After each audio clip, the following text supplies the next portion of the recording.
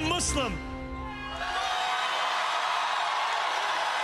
I am a democratic socialist.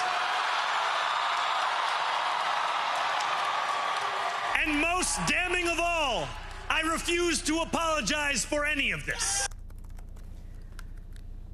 After wins from far-left Democratic and socialist candidates, there are growing concerns the Democrat Party has taken a major turn that will cause wide divisions and perhaps even big defeat for the party in the midterms. And joining us to discuss is president of RMG Research, pollster and analyst, Scott Rasmussen. Scott, thanks so much for joining us this morning. We appreciate it. First of all, your thoughts overall about what happened last night. What does this mean also for the Democratic Party, do you think, moving forward?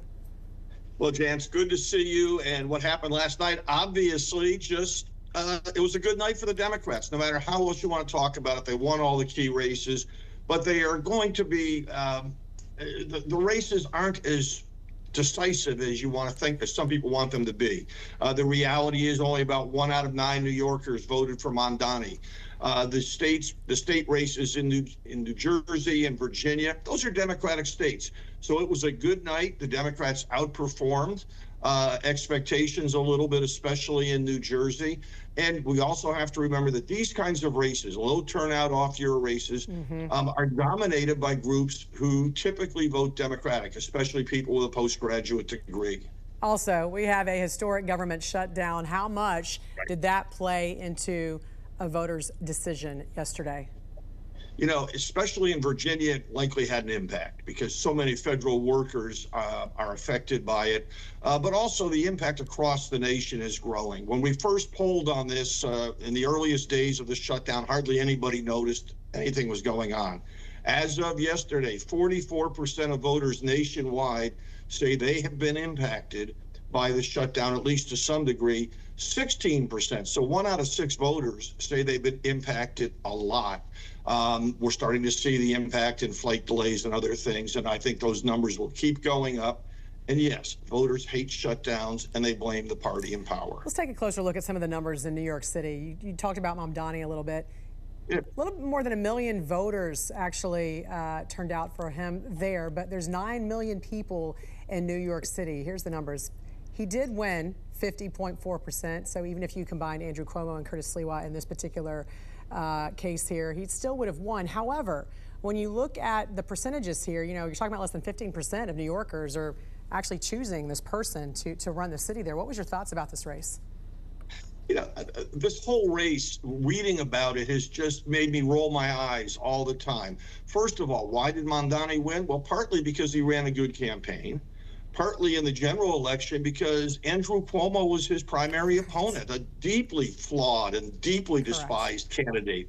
You would have won against Andrew Cuomo. So there's a... Well, thank you. But so, look, there's a divide in the Democratic Party. The divide has been there for a long time. In our polling, we continually poll to understand this divide. You know, on the Republican side, there's the MAGA versus traditional Republicans divide. The MAGA voters clearly are dominant on the Republican side. But in the Democrats, there's the moderate, there's the Chuck Schumer wing, the old school Democrats, and then there's the new rising progressive Democrats. And those two, the party is evenly divided between them. It's a fight that is going to keep playing out for years. So then what do you do if you're a Democrat? Well, if you're a Democrat, what you do is you run somebody like Mamdani in New York City, and you run somebody who is far more moderate if you're trying to win a purple district or a purple state race. And that's where the problem comes in, because the progressive base really believes that the reason they're losing is because their candidates aren't progressive enough. You know, I live in Texas. If you try to run a very progressive candidate in Texas, you're not going to do all that well. It's just not going to work. No, and the question becomes, will this now help Republicans in the midterms because you have such a fractured Democratic Party? To some degree, but James Carville said it in 1992, and it's still true today. It's the economy, stupid. Yeah. The most important factor in determining how the midterms will turn out is going to be the economy next year. Right now, 31% of voters say their finances are getting better, 31% worse. those aren't great numbers. They're better than they were a year ago. Correct. But what matters is next year. Yeah, and will Mamdani's, what he wants to propose, will his policies have had that effect early enough before the midterms for folks to realize that it's, not working? So that's also the question too, don't you think?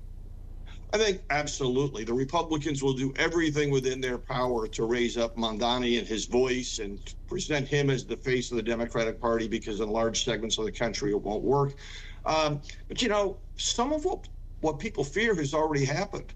There are more banker jobs in Texas than there are in New York these days. Yeah. There has been an exodus from the city for a long time. I expect it will continue and maybe accelerate a little bit. The big headline this morning I'm seeing, Wall Street headed to Texas. Yeah. New York will never be the same. All right, RMG Research President, pollster, and analyst Scott Rasmussen, thanks for joining us. We appreciate it. Thank you.